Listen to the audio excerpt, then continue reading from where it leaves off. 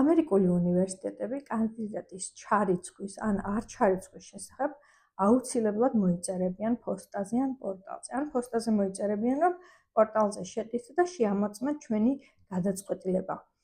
ამ წერილში ანიწერებიან, რომ სამწუხაროდ ძალიან დიდი იყო მომართვიანობა და საუკეთესოთა შორის საუკეთესო შეირჩა, რომელთა შორისაც თქვენ ვერ მოხვდითო. ანუ უარს გვეუბნებიან, ან გვწერენ გილოცავთ, თქვენ ხართ სუპერ ადამიანი, თქვენი უნარები მონაცემები დაფასდა და თქვენ გახდით ჩვენი უნივერსიტეტის რჩეულიო და იქვე წერენ ხოლმე დაფინანსების შესახებ.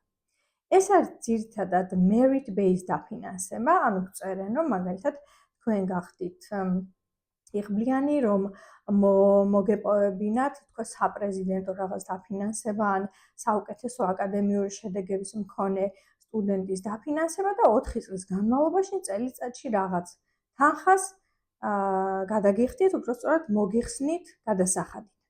ეს ყველაფერი იწერება წერილში, რომელსაც გვიგზავნიან, ანუ მისალოთ წერილში. თუ ეს არ გამოგვიგზავნეს, ესე იგი დაფინანსება არ გვაქვს და უნდა ვნახოთ need based, ანუ საჭიროების სოციალური მდგომარეობის მიხედვით დაფინანსება რამდენი. გამომყევით შემდეგ ვიდეოში ვისაუბრებ, თუ რა უნდა გავაკეთოთ ასეთ დროს.